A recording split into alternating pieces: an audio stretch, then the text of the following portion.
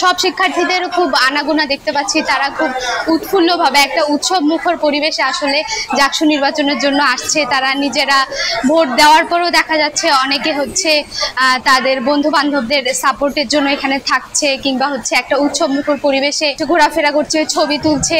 এবং ভোট দিতে আমাদের কোনো রকম কোনো ঝামেলা পোহাতে হচ্ছে না। আমরা হচ্ছে আমাদের বৈধ যে আইডি কার্ড কিংবা যার লাইব্রেরি কার্ড বিভিন্ন এগুলো জিনিস ইস্যু করে আমরা খুব সহজভাবে আমাদের হচ্ছে পছন্দের প্রার্থীকে ভোট দিতে পারছি।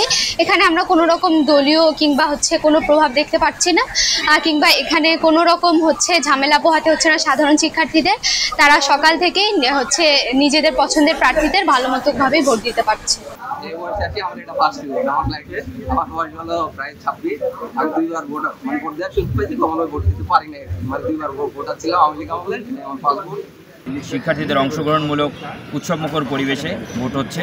ইনশাআল্লাহ সাধারণ শিক্ষার্থীরা ব্যাপক উৎসাহ উদ্দীপনা নিয়ে ভোট দিচ্ছে।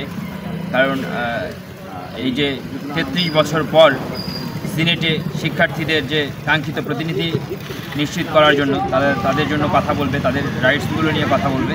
এই জন্য শিক্ষার্থীরা কনসার্ন, তারা আসছে।